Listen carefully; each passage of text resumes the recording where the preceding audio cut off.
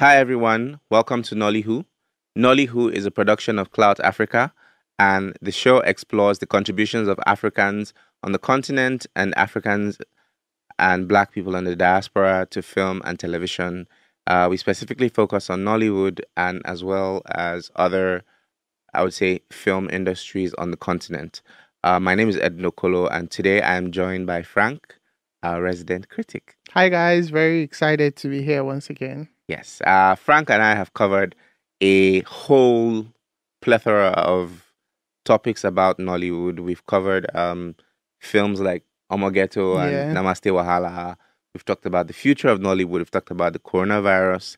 And this week, what we're doing is that we're taking a deep dive into one show in particular, a show that came out a couple of years ago on the Ndani web network, I'd say, and it was touted to be revolutionary, even though I don't think that kind of happened.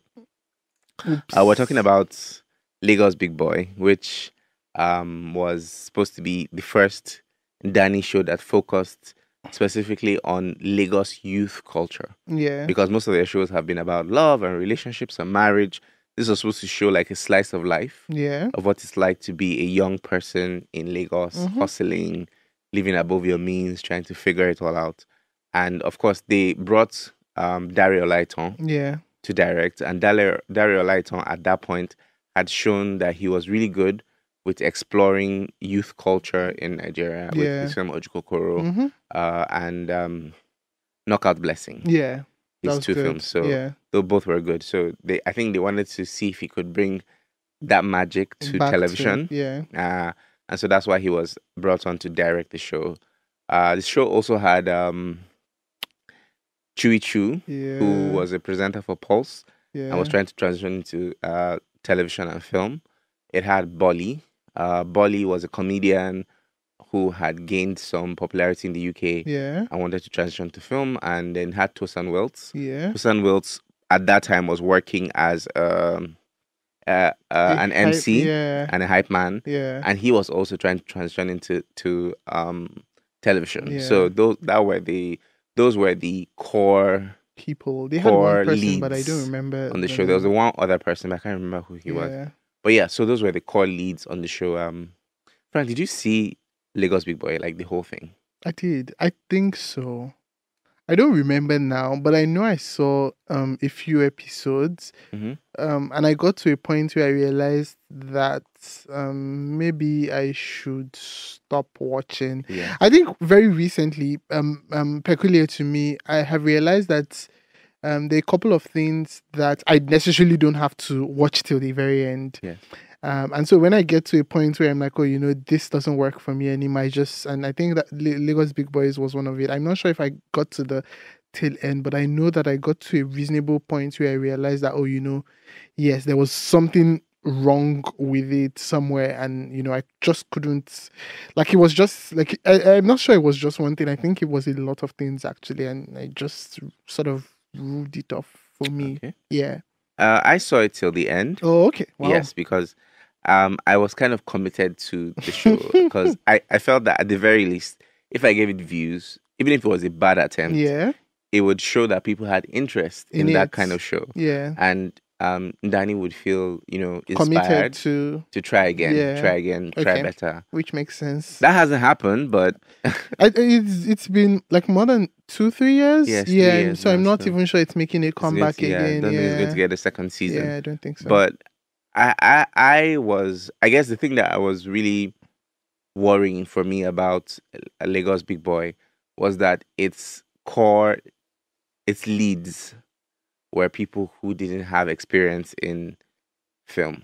They were not actors. I agree. And for them, this was I think for all three of them, this was their first big role. And film is very different from television. Because with film, you have time to prepare, you have the character, and there's a lot of stuff that can go on in the back end.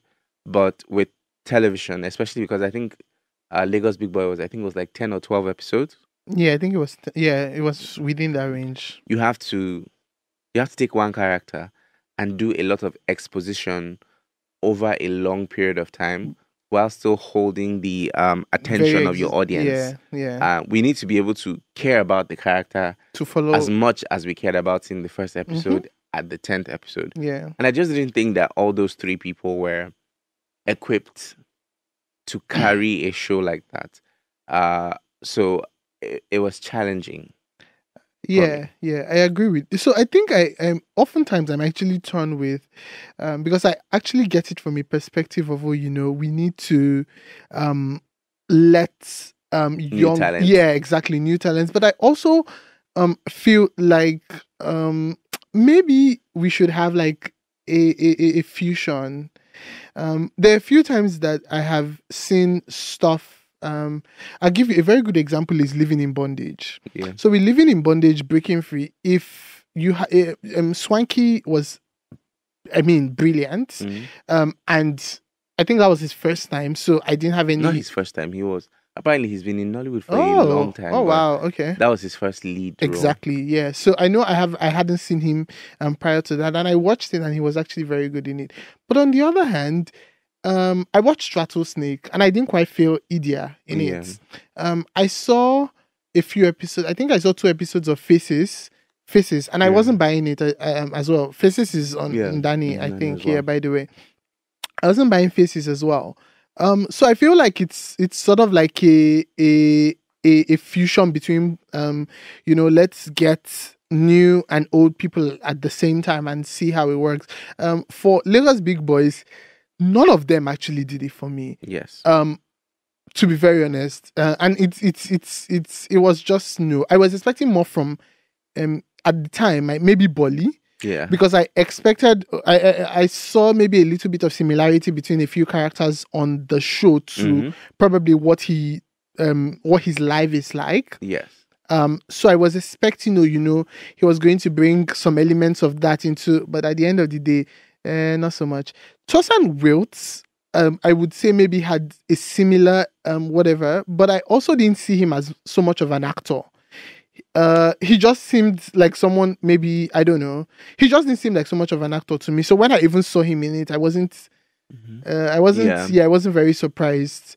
But I think generally I would have actually expected someone who was an actual actor to take. I feel like it would have been better for them. There would have been like some form of unison between them if they had someone who was versed in or who had done something in the past. I'm trying to find a name that comes to mind now, and I can't see anybody who I would see playing either of the roles as a big boy. Oh my God, Timini. Yeah, Timini might have done a great job. I think another young person that might have done a great job for Lagos Big Boy would have been. Let me see. Who? This guy from the Johnsons. Spiff? Not Spiff. Olumide Oworo. Yeah, I think if you cast, if you cast him as, I think he would have actually been great as one of the Lagos Big Boys as well.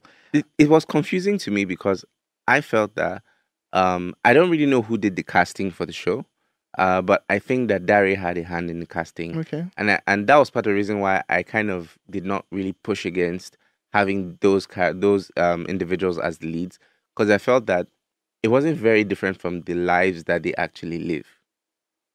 Like all three of them were within the Lagos social scene. Okay, and they all have careers that essentially mirror the lifestyles of the main characters on the show. So I was thinking that if they played themselves to an extent, they might have pulled it off, but it didn't quite work like that. If he had something, if Dari had something to do with the casting, it's a bit somehow, because his casting in his movies are almost always very, very perfect. If I say the word, I saw Knockout Blessing and I saw Jukokura, and I really liked everybody that was in the roles they were in. So yes, to them sort of mirroring like their actual lives on the show. Did it really come out as expected? I don't think so. No, because they spent too much time trying to act rather than just embodying the character. I think that was like root cause of like the major problem here. Another thing that really was challenging about Lagos Big Boy was its depiction of classism. All three boys in Lagos Big Boy, because one of the primary drivers of the plot is that they get into trouble because they take somebody's money and they cannot pay it back. And that premise would have worked if the boys actually lived in a proper middle class home or had a middle class life, and then they were looking for money to extend. But the choice of locations, they were really expensive. Like the house had a chandelier. I saw the house. I'm like, yo. Like the house had a chandelier. It was a first story house. It was even better than the 1004 estate houses, and that is saying a lot. A lot, really, like, because it was those houses than the 1004 because those houses are really expensive. I think they cost like about 2 million or something a year. So that's to rent this place, not even to buy it.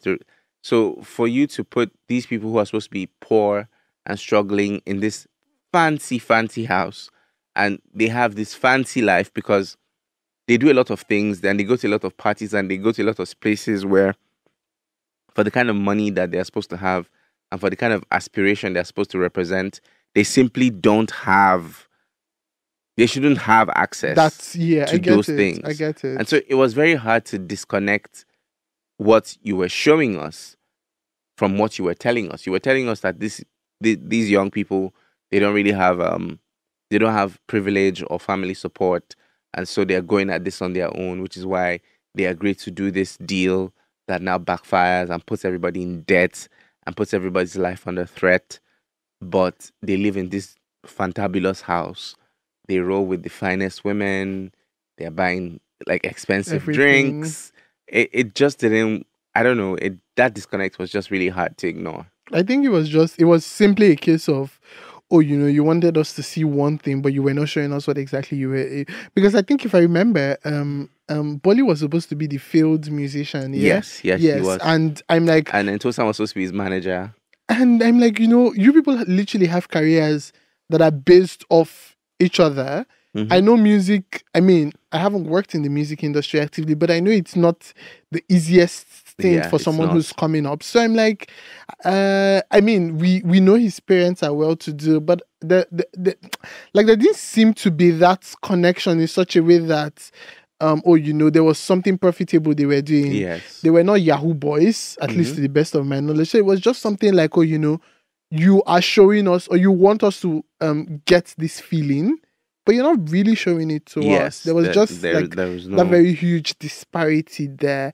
I can't remember was the fourth guy not just memorable or what? Because I'm trying to think of what he was doing now. I'm trying to remember his name. I don't remember. So I'm trying to see if I can recall what they were actually all doing. And I don't actually remember what that guy was doing. But either ways, it was just like there was a very huge disconnect. I saw the house first. I'm like, yo. I think it was the house I saw first. I'm like, yeah, clearly not. Mm-hmm. And then running costs even for I thought about a lot of things. Yeah, I thought about a lot of things, and it just didn't really add up. Really, it didn't really add up. No. I also feel like Lagos Big Boy had a very, very interesting opportunity to explore sex and sexuality and identity in young social circles in Lagos. Yeah. And I feel like that wasn't done at all. It missed out on it. They missed out on it because one of the main characters in Lagos Big Boy was supposed to be really bad at pulling babes. And they just never really did anything with it. Like, there was so much that they could have talked about like misogyny and patriarchy and how money tends to, distort sexual relationships in Lagos, especially among young people. There are all of these things that they could have explored that they just never did. Like, because I think Bolly's character had a girlfriend that was super rich. I think she had money. I can't even remember. And I knew there was a lot of friction in their relationship because she had money. I think she was even cooking for him and all of that. I think so. And it just never explored all of that. And it was kind of disappointing because this is something that we consistently see on Twitter start discussions, extend discussions into several days. Yeah. And this could have just been like a touch point to, reference that whole Twitterverse's obsession with sex and, relationships, and then give like a decisive take on this is what I think it looks like in practice. This is how I think it plays out. And that just never happened. I think they were just focused on the wrong things. It may be I feel like it may be a factor of what time, maybe if it was done now, and now being like 2021, it could have actually been a lot better. Yeah. Because these things are, I mean, this is just me making excuses for them because I'm like, okay, you know what? At the end of the day, they just missed the opportunity to do that. So first and foremost, I feel like the Lagos social scene is very juicy. It's very interesting. If you decide to literally take like 4 people in the Lagos scene and write characters about them. Baby. Oh my God! Yes, I remember him. He's actually good. I like him. Yeah. Which is funny because he's also like he's part of the Director Muse partnership. Oh yes, because he's done stuff with Dare. Yeah. Oh my God. Yeah. Oh, okay, that's interesting. Etubaby was the person that brought the money, the deal in Ojukokoro. No, in Lagos Big Boy. He was the person that brought the deal. Okay. That went bad and all of that. I know he was in it. So I know he was in it. So I just felt like it was just the opportunity, really. Yeah, it was a great opportunity to do all of that. I never did that. There's a lot of juicy topics they could have talked about that. They could have talked about like I'm off the top of my head now. I'm thinking of romantic relationships with older people. Yes. I'm thinking of because there was a sugar mommy. Yeah, I'm thinking of there was just really a lot there. And, I feel like this is one of the things that I feel like I'm going to reach now by saying Netflix. But Netflix does this thing very well, where they just get shows and movies with young people in it. Yes. And just, focus on a lot of things. I think 13 Reasons Why didn't need to drag that long. But first 2 seasons, I think, were very good because you just focused on bullying and the harassment. The very long, the very diverse consequences of bullying. Exactly. And all of that. And they did, they've done like a lot of other projects like that. So I feel like Lagos Big Boys, I don't know if Big Boys had the potential to really be good. Because when you bring people like this, imagine if these people had like really diverse characters. You had like maybe someone who was queer in it. You had someone who didn't have who was struggling. Would I say like living double lives? Yeah. So there's just really a lot of material. You have Hush Puppy. You have someone who was a Yahoo boy in the mid. Fraud. Yeah. Like they could have explored fraud as just give concept. all of them diverse and so mirror them on actual people. Give someone an upcoming star, I won't mention names, who is trying to break record deals and all of that. Let one have a sugar mommy, let one be queer, and let the other one not. Just give them like and then watch it play together or like come together and like. It just fell flat, really. There was nothing working for it, I think. No, not at all. So if I was going to, I would say if I was going to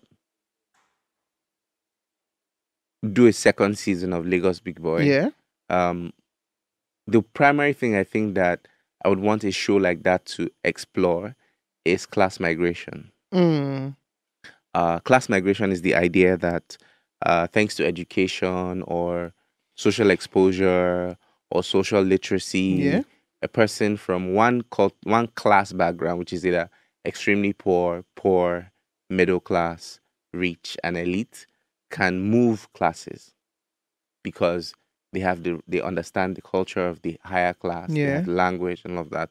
And I would say for the most part, anybody who isn't from Isaleko in Lagos, all we're doing is class migration cosplay. Really, to be very honest. Like, we are all trying to get to that Lagos elite. We are all trying to somehow get an invite to that wedding. And it's quite funny because this is something we discuss pretty often, like when we have like young people conversing about how there are a lot of people in our quote unquote social circles that seem normal. Like they have chosen to hide their elite status or their riches or their wealth or their privilege so that they can slum with the middle class and the poor of Lagos, because the middle class and the poor of Lagos, they are the ones at mainland block party. They're the ones that have all the fun. Screaming. And yeah, that was not shade, by the way. But yeah. And then we only find out about their actual elite status when one day we're on Instagram and we see a hashtag. Dun, dun, dun, dun, dun. And the hashtag is like Didun 2021. And you open the hashtag and you're like, is this not this babe? Wow. And then you see like the wedding venue is at like Dubai and you know there's a helicopter that's taking the bride. And you're like, where what? And that would have been something that I would think that Lagos Big Boy would love to explore, how like, you know, social migration works and how some people hide their elite status to slum with these things, and other people are convinced that they are middle class or they are upper middle class till you have to go to Shiro. Screaming. And everybody's ordering Wagyu beef. And you, with your 60,000 in your account, you're just looking at them ordering something of 90K and nobody's even like blinking. My God. And then you realize that, oh, okay, I'm poor. Broke. Like, I'm poor. I'm actually poor. There are so many interesting ways. So that's something I think that a whole season of the show could have just explored. Could have explored that idea of class migration and how it is complex and how it is messy and how friendships are made or destroyed based on, can you afford my yeah. And so I just wanted to explore all of that. What would you have like wanted from a second season of Lagos Big Boy? Maybe sex. Sex is juicy. Sex is steamy. So definitely sex for me. Just explore stuff like that. Sex scandals. Yeah. I mean, sex work. Let one of the characters have like OnlyFans or something. No, but he had a sugar mommy now. One of the characters had a sugar mom. But it wasn't. Were we getting sugar mommy? No. Giddy Up gave us better sugar mommy content. Yes. Did you get like there was just give us like, I mean, if I say give us proper sex scenes, it may be but just give us proper stories. There's a lot, and which is why I think maybe it's one of the shows I was actually I expected a lot from, because a show that attempts to mirror Lagos and its big boys should have something to talk like. Sex is too integral to there's our so interactions, much. our conversations. There's so much. I feel like Lagos Big Boys. So it's how I feel about The Crown on Netflix. I feel like The Crown is one of those shows that I would want to keep seeing, because there's a lot of juicy stuff that happens in Buckingham Palace. Yes. So if you keep doing it, in short, you can go on for like 20 seasons and you will still have content for a show like Lagos Big Boys or Big Boy, because Lagos is the gift that keeps on giving. You just keep having stuff. One season targets or discusses this, another season goes, and you just keep having. You would have like content that would go on and on and on. So yeah, it was just. Do I want it to come back? If they're going to do something right with it, yeah, sure. I'm curious to see. I feel like there should be another opportunity for them to do better with that, and I feel like with the times we're in now, a lot better would actually like. I think Lagos, it was done in like 2016, 17. Yeah, so 2017. Yeah, okay. So benefit of we've had like 4 years. A lot has happened in 4 years. Yeah, we can actually do like create great stories with it. Yeah. Okay. Yeah. So I agree. I think that we're long overdue for a Lagos story that is not a marriage or a relationship or a boyfriend and girlfriend or we're in the dating woes, which has been, because it feels like almost everybody, the men's club is a dating and romance. Bruh. Skinny Girl in Transit is a dating and romance. Bruh. Phases is a dating and romance. Bruh. Game On is a dating and romance. Bruh. It's like everything is just dating, romance, don't boyfriends, give us girlfriends. A game. We don't want. So we want something that just like, you know, it's a slice of life show. Everyday about Lagos. Like give us something concrete. And even give us Abuja, we don't mind. Yeah, you can give us Abuja. They said people were sleeping in their cars. We don't mind. So give us that, because I think the last show that tried to do slice of life before Lagos Big Boy was On the Real. Oh my God. And that was a hot mess. Oh child. Oh no. So yeah, we don't want On the Real. We want Lagos Big Boy, but handled competently. Yeah. I've heard rumors that Olaitan said that he didn't really have as much creative freedom as he'd wanted. Okay. To run the show. So we hope that if it happens again, perhaps he gets called and so he can redeem himself with a new season. But if not, whoever is going to handle it, I want the person to first of all do their research and understand what Lagos is like and how complex it is, and not try to condense all of that complexity into one character or one storyline. Just respect that everything is complex. Acknowledge that I can't really do everything. I can't show everything about Lagos, and pick one thing, for example, like sex or class migration or the music industry and its bullshit, and just explore it to the best of your ability. I think that's what we want. I agree. So I feel it's very interesting that you actually like talk about not getting creative freedom. I have a feeling that if that's true, it may or may not be based on the fact that show is produced by a bank. Yeah. So I don't entirely know that even if he makes a comeback, that it would, knowing fully well that it's still helmed by the bank. Yeah. So I feel like there would be a little bit of so maybe if we're expecting a show that is well done. Yeah.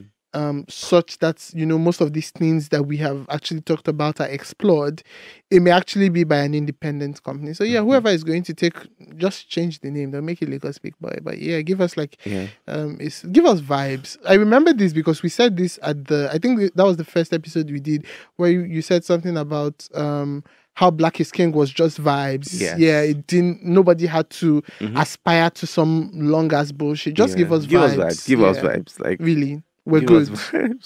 Give us LBB or BBL. We want it. We'll take it. Okay, so thank you everybody for listening to us rant about Lagos Big Boy. We've come to the end of this episode. Again, this is Nollywho, which is a Clout Africa production that focuses on the contributions of Africans and Africans in the diaspora to film and television content. If you like this episode, please like and subscribe. The buttons are down below. And from me, it's goodbye. And from Frank, bye, guys. Thank you. Bye. Clout. Reach out.